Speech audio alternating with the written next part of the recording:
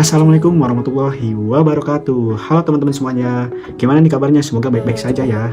Perkenalkan, nama saya Syafa Firnandika Lamid. Saya mahasiswa aktif Universitas Wadai Gunung Jati Cirebon.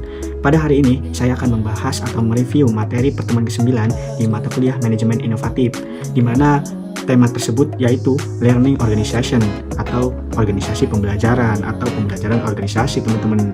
Oke, langsung saja kita bahas materinya. Check it out. Oke, yang pertama kita akan membahas apa itu konsep organisasi pembelajaran. Nah, teman-teman di sini apakah sudah ada yang tahu apa itu konsep organisasi pembelajaran? Nah, oke, akan saya bahas. Di sini ada 2 poin.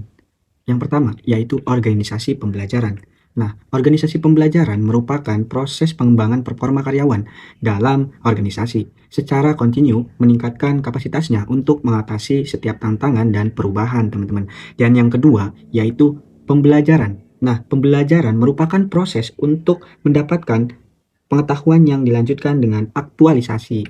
Itu, teman-teman. Jadi, organisasi pembelajaran intinya yaitu siap meningkatkan kapasitasnya untuk mengatasi setiap tantangan dan perubahan, dan pembelajaran pengetahuan yang dilanjutkan dengan aktualisasi. Itu, teman-teman. Oke, teman-teman, selanjutnya kita akan membahas tentang tingkatan organisasi pembelajaran. Nah, tingkatan organisasi pembelajaran itu ada 5 poin. Yang pertama, berpikir sistem. Kedua, personal mastery. Ketiga, mental model. Yang keempat, tim pembelajaran. Dan yang terakhir, kelima, membangun visi bersama. Itu, teman-teman, 5 poin di tingkatan organisasi pembelajaran. Nah, teman-teman, di sini pembahasan tingkatan organisasi pembelajaran. Yang pertama, berpikir sistem. Berpikir secara keseluruhan terhadap interaksi antar unsur dalam batas lingkungan tertentu yang bekerja mencapai tujuan. Yang kedua, personal mastery. Upaya keahlian terus-menerus dalam mengklasifikasikan visi pribadi, visi organisasi, memfokuskan energi, mengembangkan kesabaran, melihat dengan objektif, dimulai dari hal yang sungguh-sungguh bagi organisasi. Yang ketiga, mental model. Kemapanan sikap mental, model mental yang dimulai dari penguasaan pribadi yang tinggi dalam keadaan hidup selalu belajar. Yang keempat, tim pembelajaran. Pembelajaran dalam tim dimulai dengan dialog, merupakan kemampuan anggota tim untuk menunda asumsi dan masuk ke dalam pikiran bersama secara murni. Poin terakhir yaitu membangun visi bersama. Kenyataan perjalanan terus-menerus sepanjang berhubungan dengan visi kepemimpinan yang memberi inspirasi pada organisasi, merupakan kapasitas untuk berpegang pada gambaran bersama akan keadaan yang ingin diciptakan di masa yang akan datang. Itu, teman-teman. Selanjutnya yaitu pembahasan ketiga, yaitu teori pembelajaran dalam organisasi. Teman-teman, apakah sudah ada yang tahu teorinya atau apa sih teori pembelajaran dalam organisasi itu? Oke, sekarang saya akan membahas. Yang pertama, operant conditioning Skinner.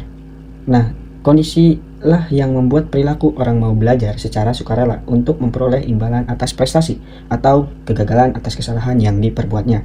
Yang kedua, classical conditioning. Ivan Papyov, ahli psikolog Rusia, melakukan eksperimen dengan mengajarkan anjingnya untuk merespon suara lonceng. Dia menemukan suatu kesimpulan bahwa apabila kondisi tidak ada stimulus, maka tidak akan terdapat respon terhadap suatu objek yang menjadi fokus perhatian sebaliknya. Dan yang terakhir yaitu social learning theory. Nah, Robbins menguraikan tentang social learning bahwa orang atau masyarakat akan melakukan pembelajaran melalui pengamatan dan pengamatan secara langsung tentang terjadinya masalah atau objek. Oke, selanjutnya pembahasan keempat yaitu model pembelajaran masyarakat. Nah, apa sih model pembelajaran masyarakat?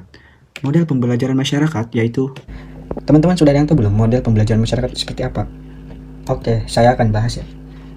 Nah, di sini ada 5 proses atau 5 model pembelajaran masyarakat, yaitu proses memperhatikan atau attentional process.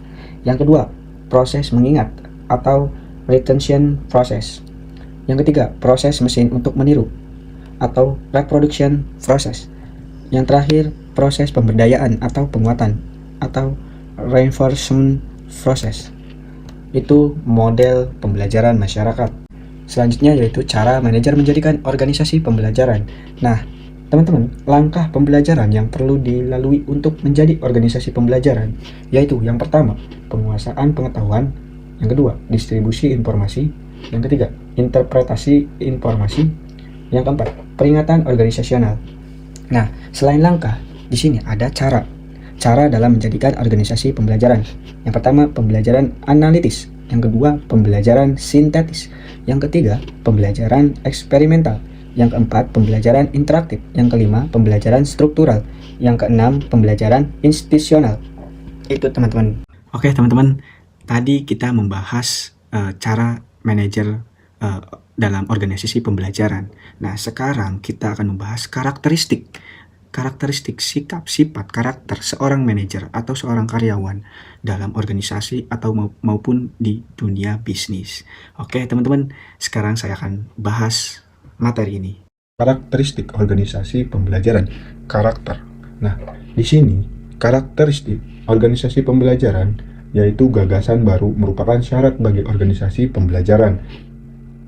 Terus pengetahuan baru harus ditransfer ke seluruh organisasi. Terus perilaku organisasi harus berubah sebagai hasil pengetahuan baru. Oke, pembahasan selanjutnya yaitu aspek strategis organisasi dan hambatan pembelajaran.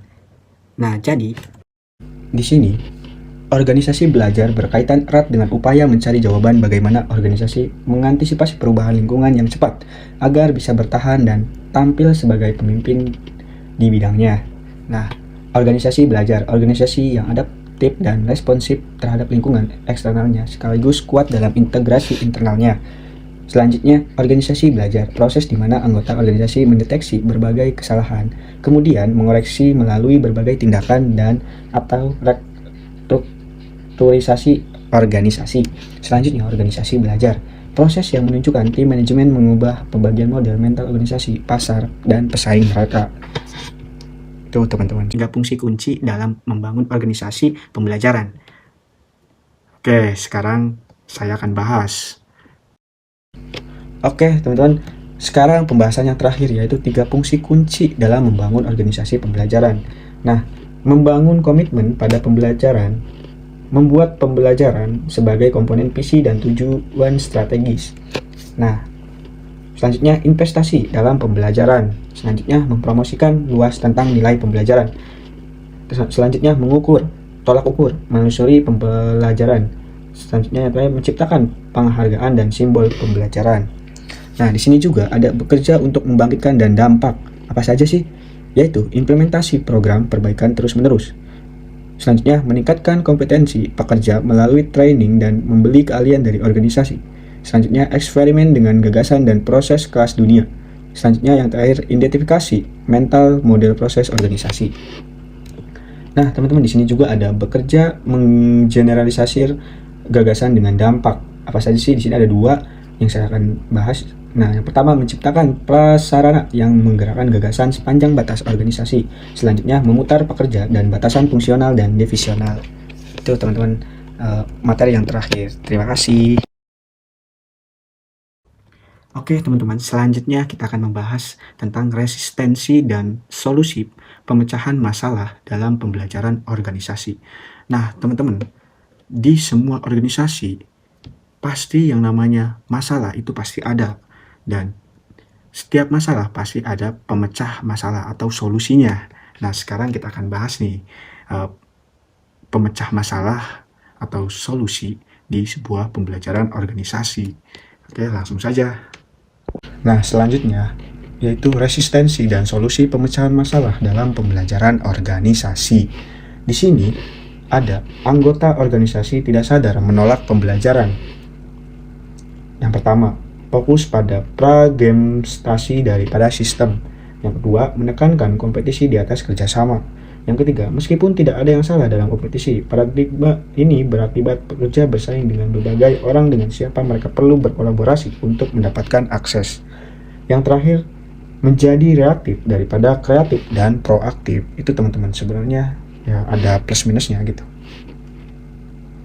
Nah, di sini ada juga nih dalam menghadapi resistensi terhadap pembelajaran di organisasi perlu ada tindakan. Yang pertama, proses penyadaran tentang perlu adanya kebutuhan perubahan. Yang kedua, perubahan memperkuat adanya daya dorong, daya ungkit perubahan dan tindakan perubahan atau resistensi. Yang ketiga, membawa kembali organisasi pada keseimbangan baru. Itu teman-teman, dalam menghadapi resistensi terhadap pembelajaran di organisasi perlu yang namanya tindakan yang tadi disebutkan. Oke, teman-teman semuanya, terima kasih yang sudah menonton video di channel YouTube saya. Dan jangan lupa like, comment, and subscribe. Dan yang terakhir, nyalakan lonceng biar video-video terbaru saya teman-teman langsung bisa lihat. Terima kasih. Wassalamualaikum warahmatullahi wabarakatuh. Salam pintar.